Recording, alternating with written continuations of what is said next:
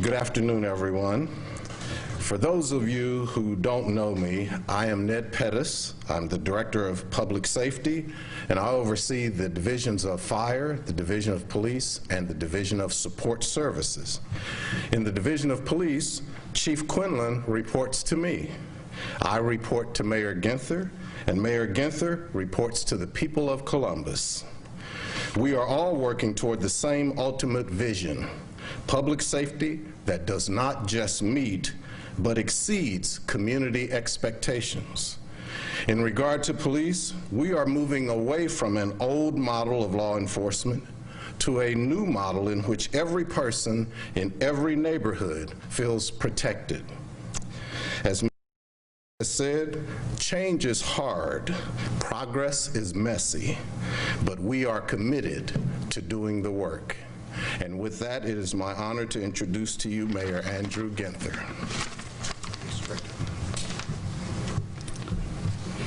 Thank you, Director, and good afternoon, neighbors. I'm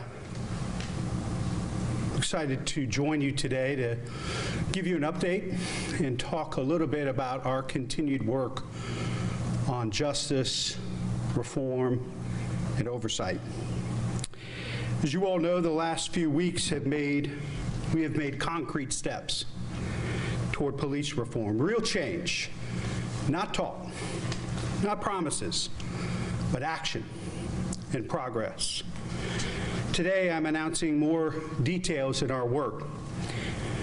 Like you, I've seen images and videos over the last several weeks that disturb me, including the pepper sprayer of nonviolent activists, media, and elected officials. Some of these images and videos don't live up to our community's expectations, or my expectations as your mayor. We know that on June 4th, we set up a hotline outside the chain of command to accept complaints about the Division of Police, specifically in regards to the recent protests in our city. A deputy director, assistant director, and a community faith leader have been reviewing these complaints, all folks outside of the chain of command. We are now hiring 2 independent entities to address the complaints against officers that require administrative review or criminal review. The firm of Baker Hostetler will handle the cases that require administrative action. These are actions that are outside of police policy and open for discipline within the Division of Police. A total of approximately 40 incidents so far will be referred to Baker Hostetler. In addition, we are engaging a professional investigator, a retired FBI agent, to investigate incidents that may result in criminal charges. A total of 16 incidents thus far have been referred for criminal review. Many incidents from the hotline are still under initial investigation by public safety. And there are additional complaints that have come into the IAB, the Internal Affairs Bureau, that are also still being reviewed. It is likely that more will be forwarded to Baker Hostetler and the city's investigator for administrative and criminal review. In addition, today I am seating the work group to structure a civilian review board, a recommendation from the Columbus Community Safety Advisory Commission, and a recommendation that I have heard loud and clear from the community. This, like many other actions, we said we would seat the group by July 1st. And it's critically important in all times, but particularly in times like these, that you follow through and act on what you've committed to do for reform. The work group will study best practices used in other cities and bring back the civilian review board that works best for Columbus. But let me be clear. I will demand that whatever form and structure they recommend, that it must have real authority, including the strongest subpoena and investigation powers under the law. It must have subpoena power and the strongest investigation powers allowed under the law in order to provide the oversight and accountability we need. In creating this work group, I selected subject matter experts and key community stakeholders who will help guide important decisions, including how the board will be seated, how it will operate, and what powers will be afforded to the board.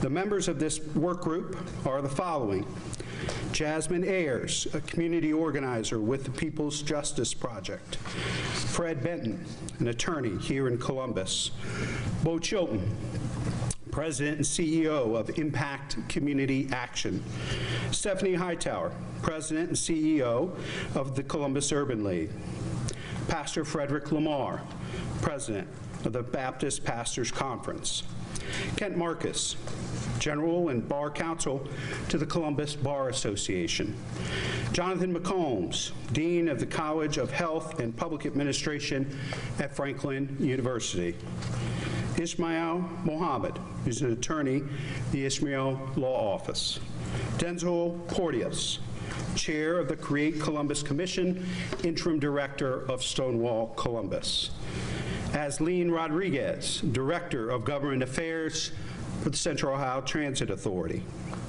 Janae Stevens, who's President of the John Mercer Langston Bar Association and an associate at Voyers, Sater, Seymour, and Pease; Kyle Strickland, Senior Legal Analyst with the Kerwin Institute; Aaron Sink, Director of Government Relations for the LNE Group; Nana Watson, President of the NAACP Columbus; and Anthony Wilson, who represents he's the President of the National Organization of Black Law Enforcement, Columbus chapter, and he's a retired Columbus and Westerville police officer. Again, I challenge the FOP to join the community in demanding change and reform. This review board is what the community is demanding and what it deserves. In one way or another, we will seat a civilian review board for the city of Columbus. I'd also like to take a moment to clarify any confusion about this work group and the work of the Chiefs Advisory Council that we announced last week, a few weeks ago. The scope of this work group is limited to recommendations on the Civilian Review Board. Once the board is formed and seated, the work group will no longer exist. But the Chiefs Advisory Panel is a wide-ranging and ongoing engagement. Its purpose is to serve as a sounding board and guide for the chief regarding community needs, concerns, and expectations, and for the community to derive direct feedback to the chief on police policies and their impact on neighborhoods. They will be working with the chief to change our policies to make sure they're meeting the community's expectations. The chief has the complete authority and ability to change policies to make sure that our policies and procedures meet and exceed the community's expectations. And some of the first issues that we will have this group advise the chief on around policy is around large crowds, use of chemical agents, and non-violent protests. So with that, I will be happy to take some questions.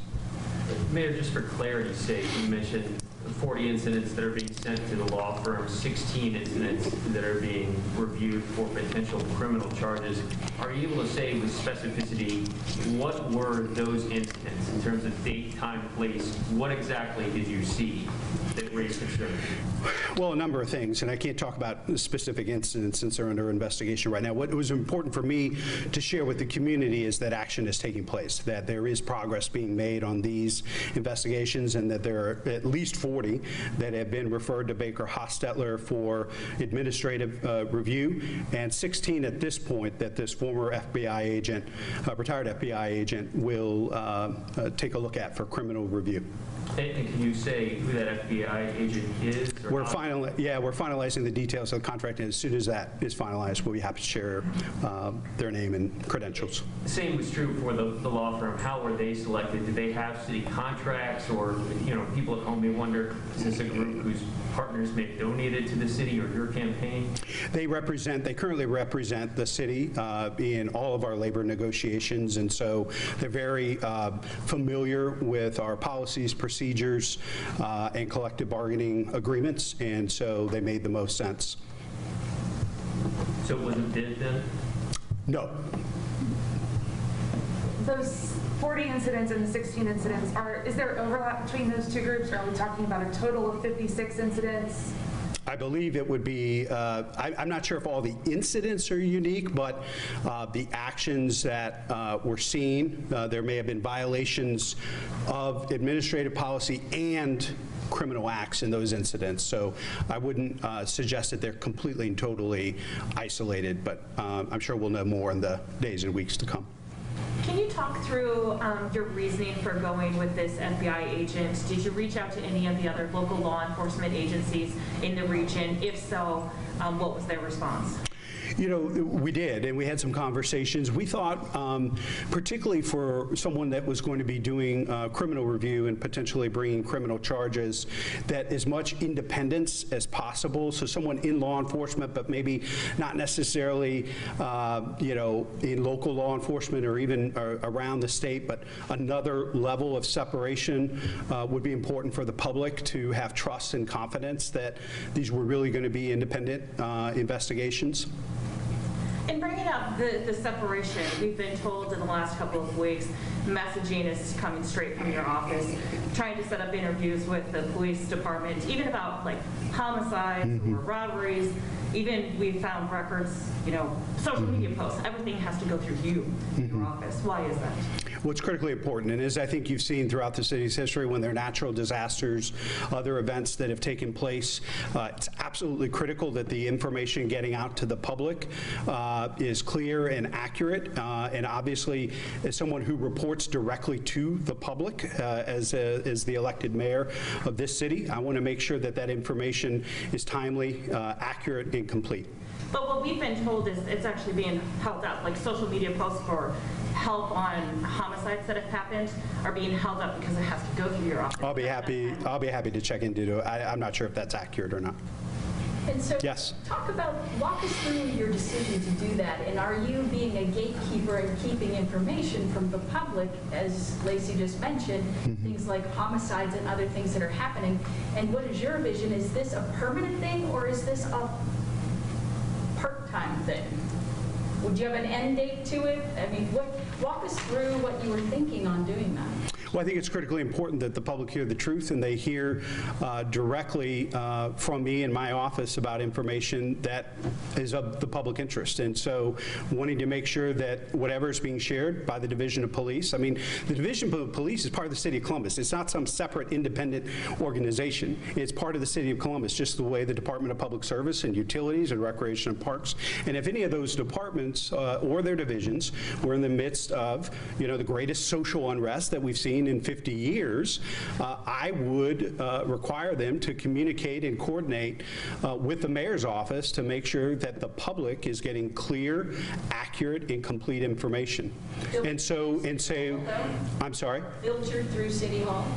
Those are your words. Right. That's not accurate. So what I would say is that, as somebody who is directly accountable to the people of Columbus, I want to make sure that any information that's being shared by our departments and divisions is accurate, complete, and thorough. So are you controlling the Facebook and social media of the police now? We are making sure that information that's being shared with the public is complete, accurate, and thorough. I report to the people of Columbus. The Division of Police is part of the Department of Public Safety. The Chief of Police reports to the Director. The Director reports to me. I report to the people.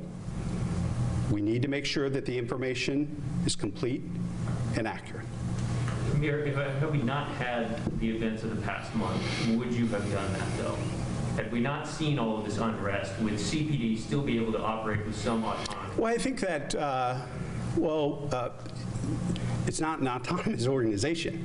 You know, the reason that there's civilian oversight with the director and myself is that the people ultimately have oversight and control of the Division of Police. It's not some separate independent organization. Right. They serve at the pleasure of the people of Columbus, and I, as mayor, report directly to the people of Columbus. If your suggestion is that one of the reasons that we have changed our approach with respect to information and making sure that it's complete, that it's accurate, and it's consistent, that is true. I mean, as I mentioned earlier, if there were a natural disaster or flooding or other issues with other departments where we were in a crisis, you know, critically important time, we would be doing the same thing, and have, by the way, done the same thing in the past.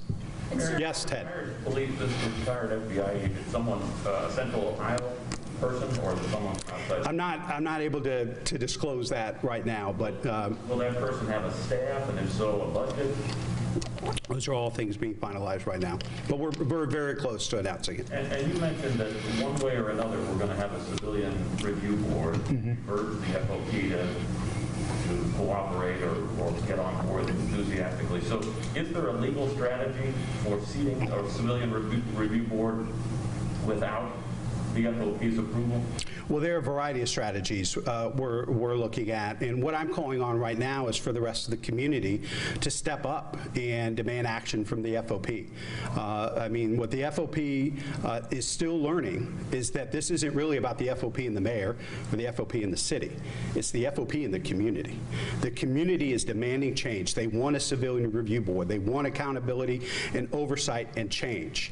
And so what I'm telling the community is you need to tell the FOP that. You need to raise your voice and engage in advocacy for them to join this movement and be part of the change and reform that this community deserves. And so whether they're CEOs or united leaders of the nonprofit organizations, presidents of higher education, small business owners, entrepreneurs, you can't, this is not the time to sit on the sidelines. You need to be involved. You need to raise your voice. You need to be engaged. And collectively as a community, we have to put pressure and demand action from the FOP on joining this movement.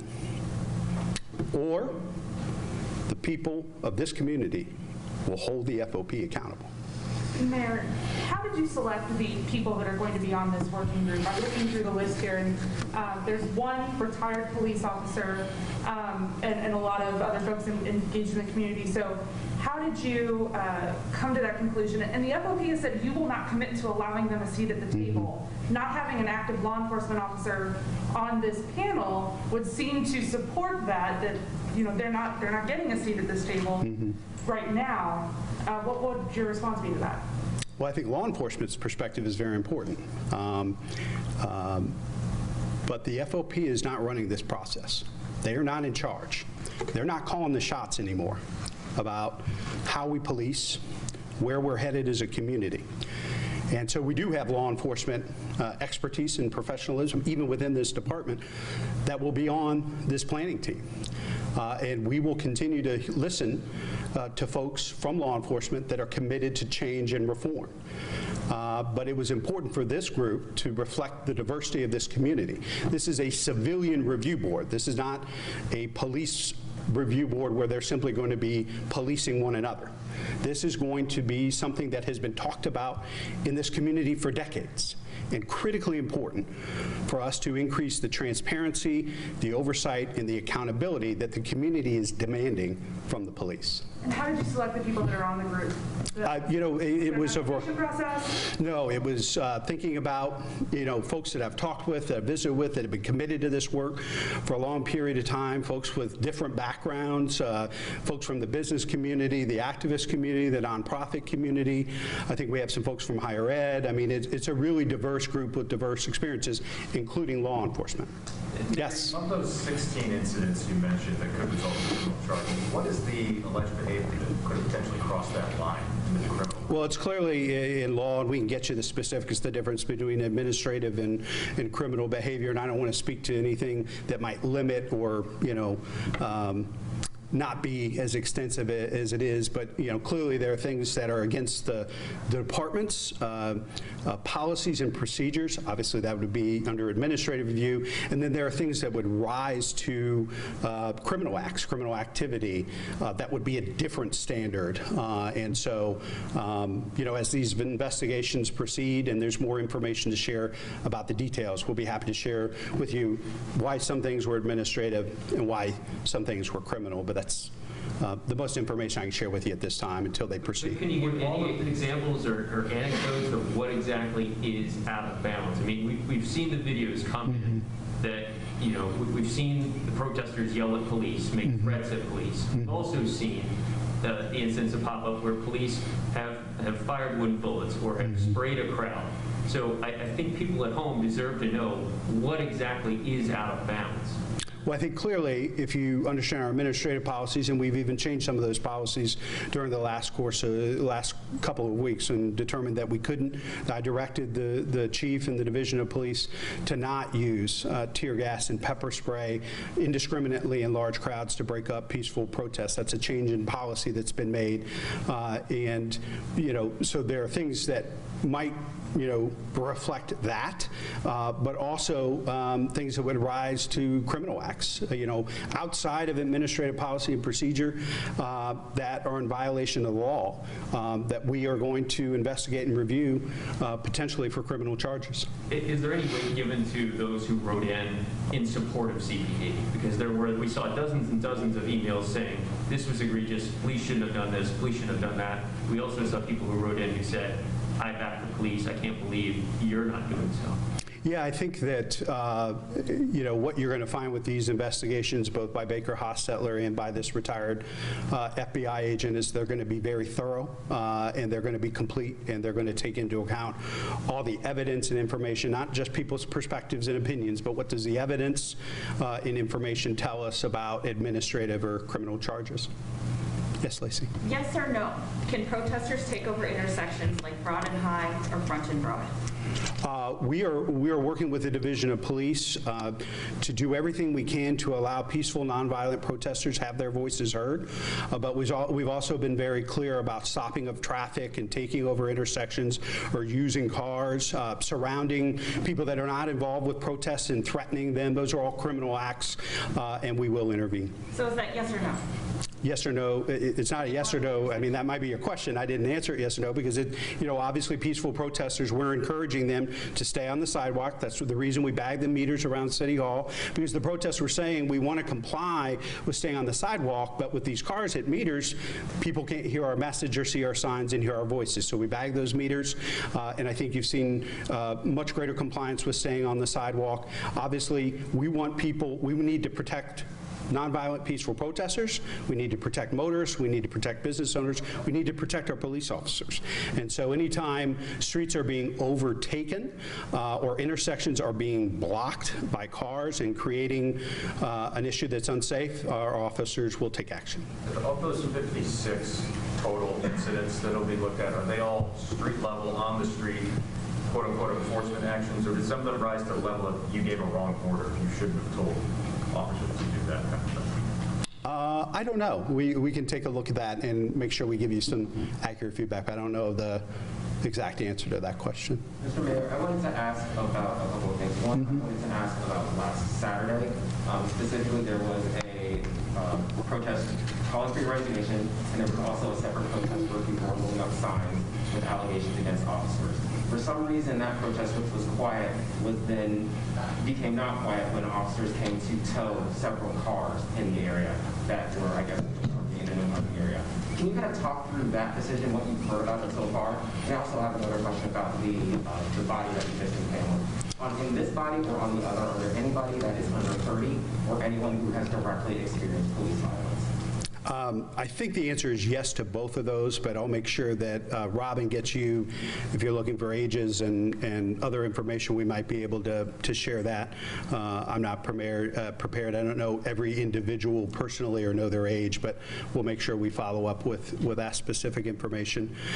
With respect to last Saturday and the towing of cars, police, again, have been very strategic and focusing on engaging folks earlier in the day about things that have happened previously that may be illegal, whether it's the illegal parking that was taking place around the State House and the City Hall, to ask folks to move their car to comply with the law, to make sure that we're doing everything in our power to keep our officers, our protesters, and the community safe. When that compliance didn't take place, there were some cars towed, and some of the cars towed have actually been involved in some of the criminal acts that Lacey and I were talking earlier about, blocking intersections and putting motorists, residents, and officers at risk. So that's part of what happened last Saturday, but if there are more specific details you're looking for, My live video, and there were live reporters that were down there, that didn't seem to be the case. And from what I saw personally, there were the cars that were blocking the street were police vehicles and bike cops. They were not actual vehicles of protesters. Those vehicles were on the side. Now, were they illegally parked? Well, they were illegally parked Okay. because they had the temporary no parking sign that had been placed on there. That sometimes they're there, sometimes they're not. They seem to be placed there when there's going to be a protest at City Hall. I guess makes sense. But yeah, I think the point that we were making earlier is one of the reasons we bagged the meters at City Hall was because peaceful protesters, we were telling folks to stay on the sidewalk. And when they were staying on the sidewalk, and as any of you have been around City Hall, they're generally surrounded by cars. And so they felt as if their voices and their signs and their protesting wasn't being heard because, in essence, they were holding their signs up to park cars and yelling into parked cars. And so we bagged those meters to give them more room and to make sure that their voices were being heard. So if you have any evidence, obviously, of cars that were legally parked that were towed or anything inappropriate, I'd love to hear more about it, and I'd be happy to follow up on it. I think it's a question about the illegal or legal tow. It's the question of, did we need to bring bike cops and riot gear into tow cars? I think that's the question that speaks to this. Continuing yesterday's 6-hour hearing at the Finance Committee, I'd like to hear your reaction and the reaction of Director Pettis to the testimony from the meeting. Sure. I think it's a very important conversation for us to be having right now. And one of the reasons I'm so committed to change and reform, because I still believe that we have a 20th century law enforcement organization, and I want us to become a 21st century best-in-class community policing organization. And so these conversations are critically important about why our officers have certain resources, what the benefit is to the community. Do we need to be doing things differently? I tell you what I came away with loud and clear, and I'll let the director speak if he would like. We need another way to respond to our neighbors in crisis, whether it's drug addiction, mental health, and I've even had some direct experience this with some friends, very close friends, whose family members have been in crisis.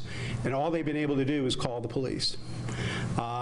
And so I'm committed and want to work with our new director, fantastic new director of Adam H., Erica Clark-Jones, the county, and maybe other local law enforcement, for us to study, is there a better way for us to serve our neighbors in crisis?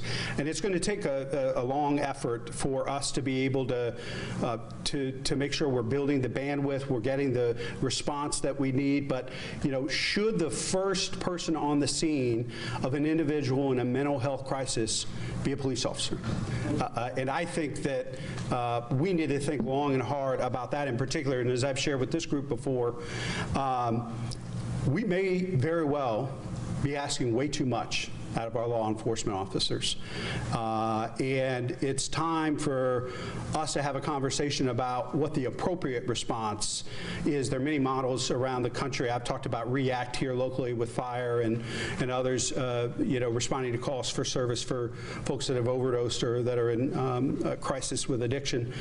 And do we need to take that from being a pilot or a targeted thing to a wider spread community response around mental health, addiction, and so forth. Obviously, if there's a direct threat or violence taking place, we need to have law enforcement be part of that and be there. But do they need to be the first folks on a scene for a young person who may or may not be in a mental health crisis or a family in crisis and those types of things? But Director, you have any comments on the hearing from last night?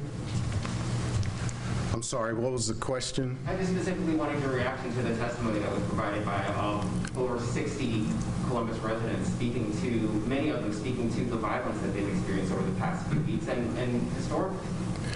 I was there for a while, and the hearing went until like 10 o'clock last night. Lots of individuals expressed their opinion. I can't comment specifically, particularly on cases that could end up in a disciplinary hearing before me, but I would suspect that some of them were covered in those 56 complaints that the mayor mentioned. 16 may involve criminal charges, 40 are being investigated administratively. There could be some overlap. If an officer is convicted of a crime, then if that officer does not resign, an administrative hearing will follow. It starts at the chief's level first. But there were lots of concerns that were expressed, and we will have to wait and see if the law firm will need to review some of those complaints and the information that was provided, or whether the retired FBI agent will need to review it. Director Pettis, a question regarding COVID. We have heard anecdotally that a number of police officers have COVID. A number of them are in quarantine because of COVID. Can you talk about that? Not names of people because of HIPAA, but talk about how it's impacting the department. And is there any move for police officers to wear masks? Mayor, I don't know if you know anything about that as well, but we'd like to know, are they having issues with COVID in the department? They have had some individuals that have tested positive, that have been quarantined, have been isolated.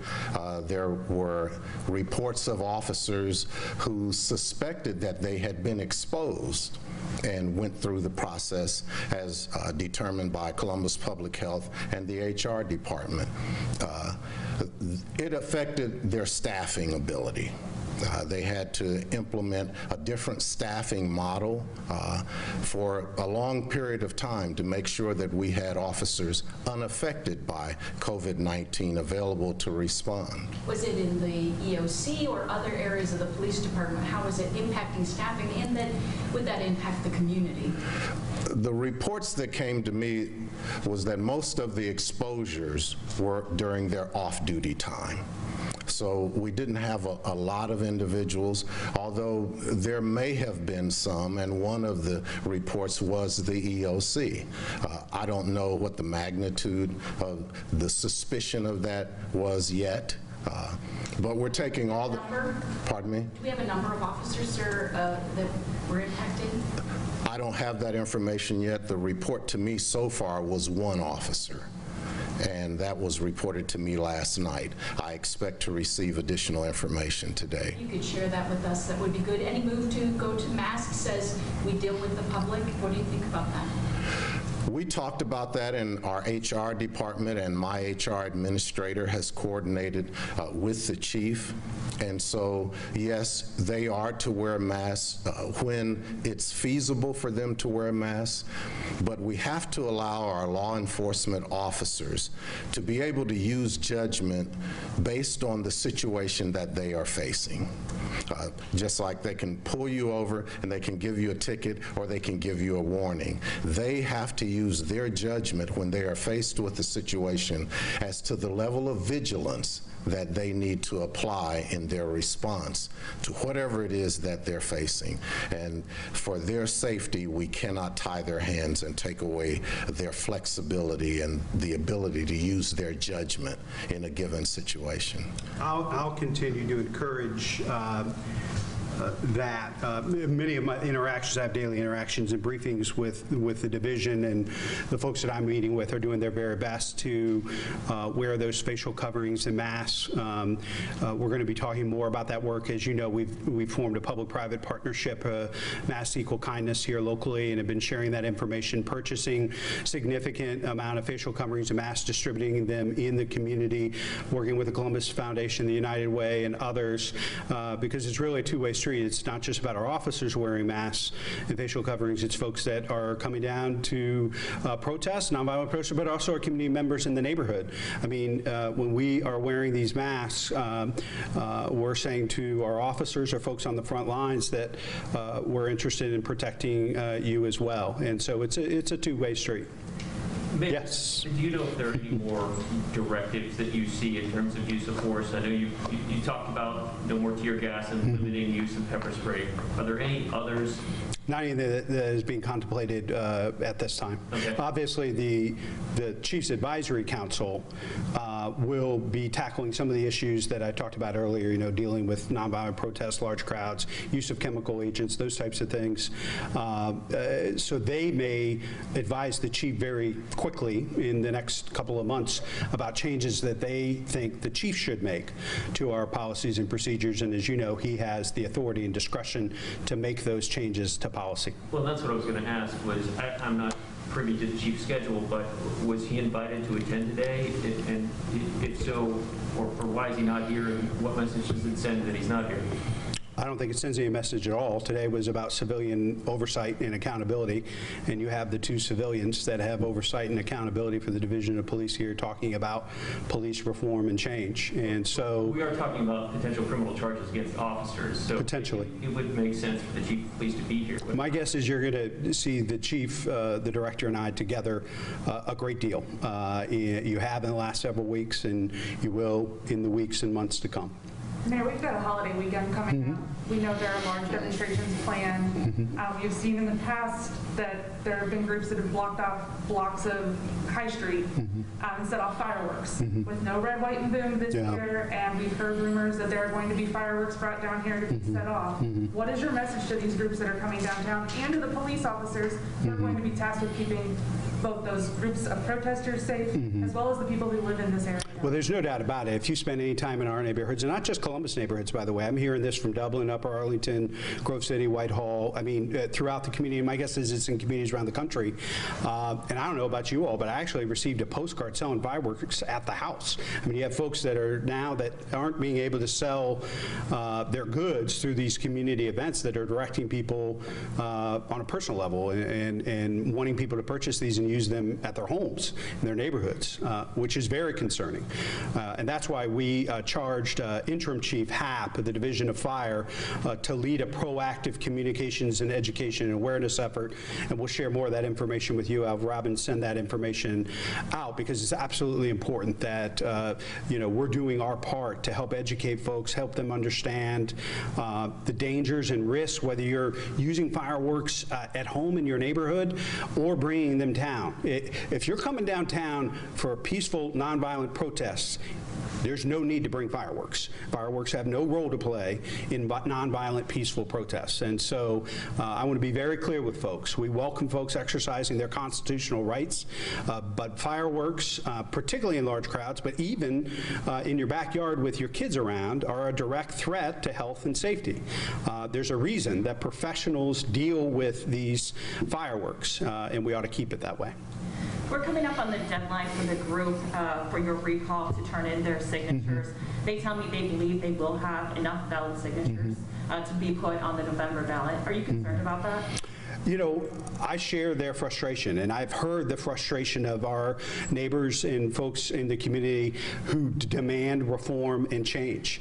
And so we're continuing to take concrete steps, as we did today, to continue to implement change and reform, knowing that a significant amount has been done, but not nearly enough. And so we're going to continue to move with a sense of urgency on reform and change, oversight and accountability. And, you know, I believe that the people of Columbus, who ultimately decide these things in elections and other things, I will be held accountable. Did I lead and help implement the change and reform that I committed to when I ran for mayor? It will, you know, the chief, the director will all be held accountable for what we get done and what we get accomplished. And that's why we have to move with a sense of urgency to get this work done. And when it comes to demilitarizing the police, I want to know some of the specifics because the riot gear was brought up, like the Bearcat that the SWAT team uses, which are mainly protective equipment. Are you looking into things like the no-knock warrants and how that might impact the efforts that some of the units do with outside agencies? Yeah, I think that council has laid out, is it 4 things, 5 things that they're hoping to take legislative action on this month before the August recess, and so we're in communication with them. I will share with you that there are dangerous people in the world who are a threat to the safety and the well-being of the people of Columbus, and certainly our officers. And I am not going to stand by and let our officers be at risk or be endangered because they don't have the resources and support they need. I do believe that we can police differently, but the people of Columbus have been very clear with me. They want the police. We all need the police. We need them to change, and we need them to go about their work differently. And we need additional resources for folks that might be in mental health, you know, addiction crisis and other things. You know, there are better uses of police resources, and we can better make the police organization into a community policing organization if they're not trying to handle all of our community's problems by themselves.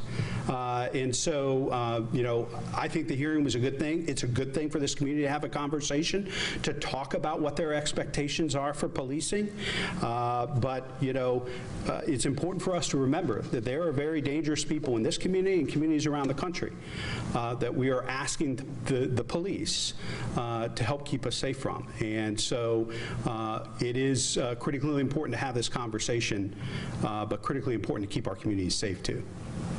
Can you talk about the decision to employ a retired FBI officer to review the possible criminal charges? I mean, was there something in your old review of these complaints that said, you know what, we need to look at this from a criminal perspective? And if so, what was that? And do you, as the mayor, have an expectation of some criminal charges out of all of this? You know, the importance is the truth, and wherever the truth leads us is where we need to be. That's how you restore credibility, trust, accountability, and transparency with the people of Columbus. So I'm focused on the truth. Why did I think this retired FBI agent was a better choice than maybe another local law enforcement agency or somewhere around the state? Because the people want to make sure that there's no connection, there's no, you know, too much familiarity, you know, on a local law enforcement level, that this retired FBI agent has the experience, the background, and the independence and the separation from local law enforcement to, I think, have the community have more confidence that the truth would be sought and that the truth would be shared. Did you mention how much this is going to cost the taxpayers? The independent, the retired FBI agent. Well, and the law firm, yeah. Yeah, we can share that. Once the contract's finalized, we can share those details on the retired FBI agent. And with respect to, do we have a number yet, Robin, for Baker Hostetler? Not yet, but we'll share that as soon as we have that available. And once this process is completed on the FBI side, does that go over to Zach Klein's office? Does it go to Ron O'Brien's office? You know, does it lead to a grand jury being impaneled?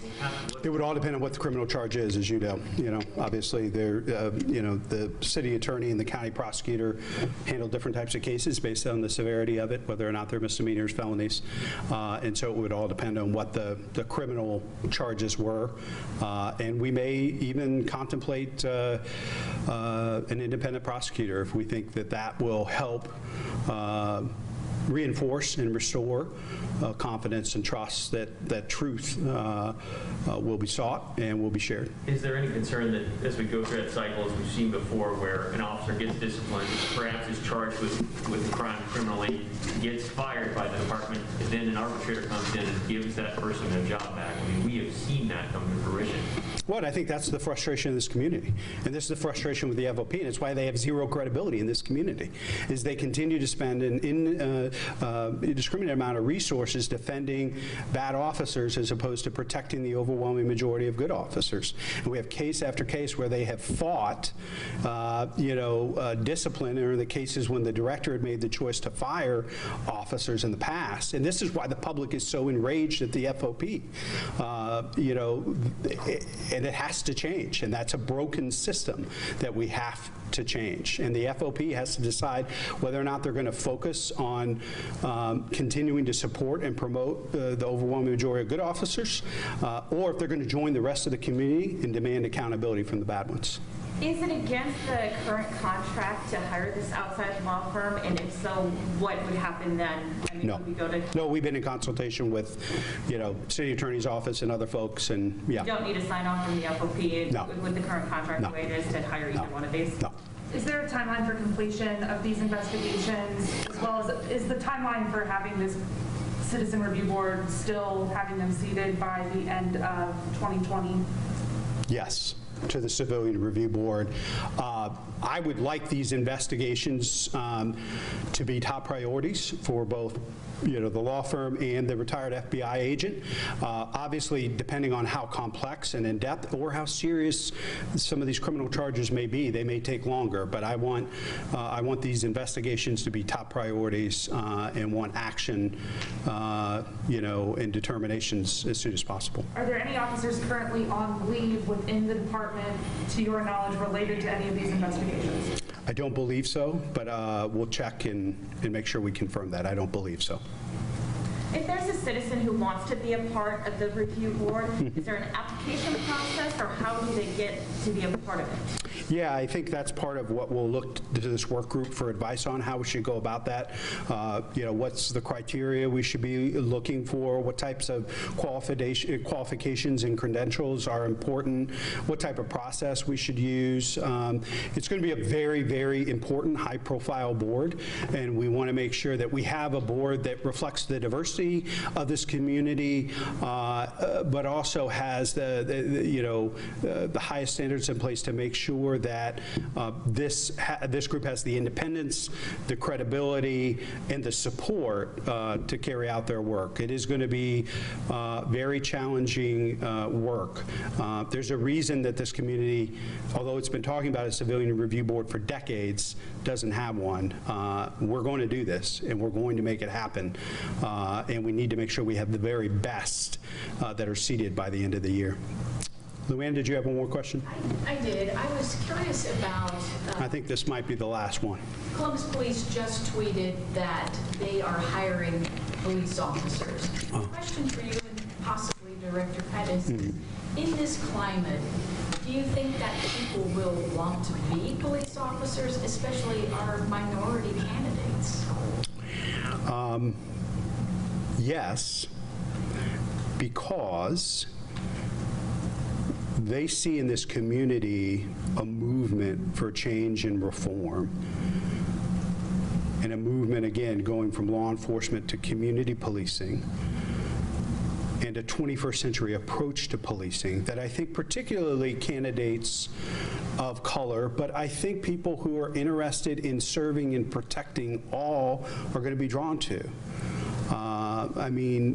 What young professional wouldn't want to be interested in changing the culture of a division and to be part of building bridges to the community? And I understand it's a hostile, difficult time. I've talked to officers every day.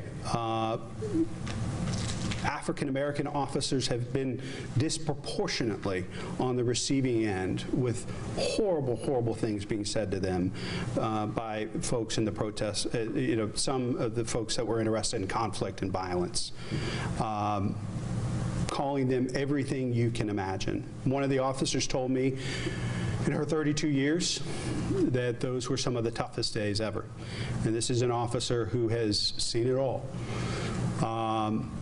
So I know these are difficult days for officers, but I also know that this community is demanding change and reform. And I think for ambitious, dedicated professionals that are committed to serving and protecting all, this might be the exact place in the exact community that you would be part of. You know, you think of the recommendations from Matrix, the Safety Advisory Commission, there is significant change taking place. For some people, they say not nearly enough, and then for some that don't believe any change should be made, that is way too much.